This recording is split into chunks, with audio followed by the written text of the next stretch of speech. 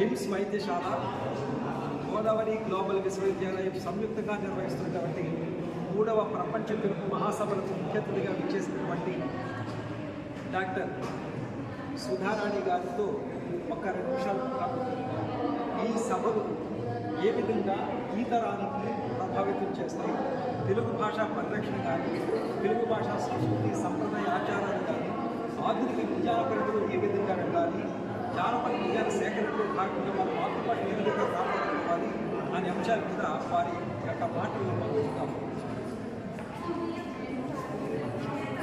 నమస్కారం అండి.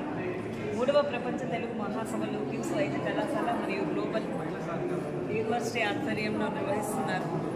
ఇవి నిజంగానే చాలా చక్కగా 2 రోజుల పాటు ఆహ్లాదకరమైనటువంటి వాతావరణంలో జరిగాయి. ప్రభుత్వాలకి ఇది ఒక కన్విన్స్ కావాలని నేను అనుకుంటున్నాను. 2012వ సంవత్సరంలో జరిగినటువంటి తెలుగు మహాసభలు, సమైక్యాంధ్ర ఉన్నప్పుడు జరిగిన మహాసభలు, తర్వాత 2017లో తెలంగాణ ప్రభుత్వం నిర్వహించింది.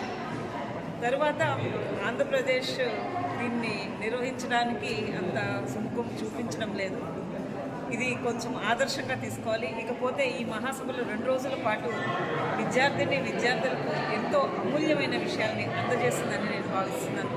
ఎందుకంటే ఇందులో ఆచారులే కాకుండా వివిధ రంగాలకు చెందిన వారు, అంటే శాస్త్రవేత్తలు కావచ్చు, రచయితలు కావచ్చు, భాషా అభిమానులు కావచ్చు, ఎంతోమంది వచ్చి అమూల్యమైనటువంటి సందేశాలను అందించారు.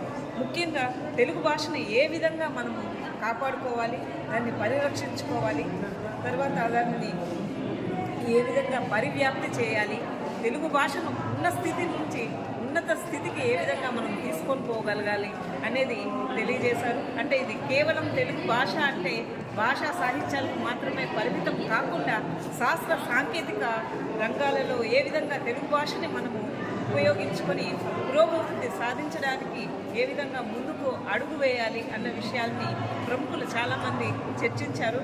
విద్యార్థులకు కేవలం పాఠ్యాంశాలు కాకుండా పరీక్షల్లో ఇటువంటి కార్యక్రమాలు నిర్వహించడం వలన వారు భవిష్యత్తులో మరిన్ని సమాజానికి ఉపయోగపడే కార్యక్రమాలు చేయడానికి ఆసక్తిని కనబరుస్తారు.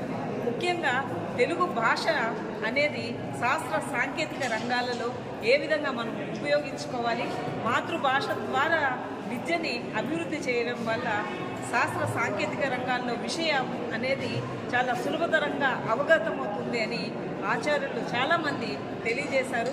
ప్రభుత్వం కూడా ఈ దశలో ఆలోచించి తప్పనిసరిగా మాతృభాషలో, అంటే కేవలం బడికి మాత్రమే పరిమితం కాకుండా